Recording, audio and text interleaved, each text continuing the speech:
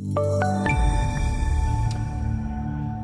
afternoon. This is Todd Colvin coming to you from the floor of the CME Group. We are talking rates, and 10-year note yields still stuck in that really tight range. Going back to February, we've seen 10-year note yields range from 271 to 295, and we really haven't seen any threat of breaking out of this range. Those were kind of the extreme levels. I think coming into February and March, we thought 10-year yields were going to hit 3%. They didn't.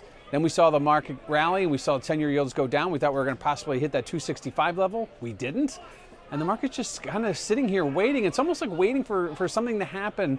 But there isn't a whole lot of volume behind it. There isn't a whole lot of anxiety behind it. And there really isn't a whole lot of reason. We get strong data, we get mixed data, we have good auctions, we have bad auctions. And at the end of the day, the dust settles, we're still hovering right around 280 yield. And that's something that's very, I think, perplexing to many, given the fact that we're seeing the moves in the other markets, seeing big moves in equities and commodities. You got all this news on trade wars, and you got all these news on unsettling news coming out of the Middle East. There's a lot of risk out there, and I think that right now 10-year note yields are still waiting, or at least they're not buying into these short-term knee-jerk reactions like we're seeing in some of the other markets. But it is concerning to say that we've been in such a tight range for so long, when so much is happening on the macro level. And if you look at market volatility in Treasury land, it really isn't seeing a whole lot of movement. Yeah, we're seeing a modest uptick, but we're well off those highs we saw back in early February. And I think that right now, the market is probably prone to see a breakout move. I think we could have said that over the last several weeks.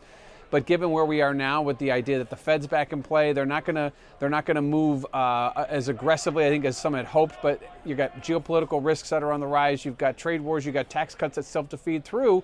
And I think there's a lot of ways the market could go higher or lower here, depending on what comes down the pipe. And the only thing I see here preventing the market from really selling off is that there is such a massive short position in the Treasury market, a massive coming from the hedge fund world.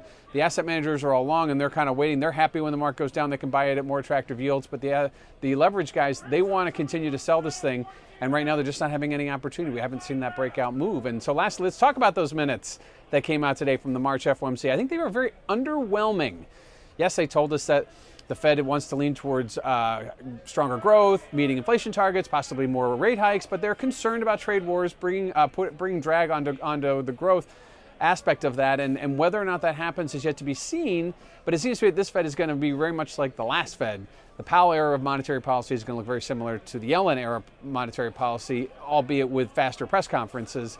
And I think that right now we're locked into 3 rate hikes in 2018 with 1 behind us, and probably going to have to wait and reassess what's going to happen in 2019. Will we hit those inflation targets? Will growth continue? Growth right now is expected around 2%. That's a little low, I think, for anyone who has seen the tax cuts, read through the tax cuts, and heard the president talk about what was coming. Likewise, the Fed is very optimistic that those things will happen. However, trade wars, and then if you look at what's happening in the Middle East, we're going to see rising oil prices and all that. A lot of this could cut into growth. So right now, the minutes didn't really give the market a reason to move. We're still staying in that tight range. Stocks, reacted slightly. We saw gold, which was trading very high, come off its highs. I think right now it's just kind of wait and see mode. We get more data. We get another month of jobs. We get another FOMC meeting in May. There's a lot of things that could change. But right now, I think all eyes are focused on trade wars and the Middle East. Until that blows over, things are going to be very close to the chest. And I think that right now, 280 yield is going to be your magnet. And I think that's kind of where we're going to stay. A key breakout level is going to be above 295 in yield and below 260, below 270. However, we really haven't threatened either of those levels. And today is no different than any other that we've seen over the last several weeks. So right now, Treasury yields in a neutral territory. This is Todd Colvin coming to you from the floor of the CME Group.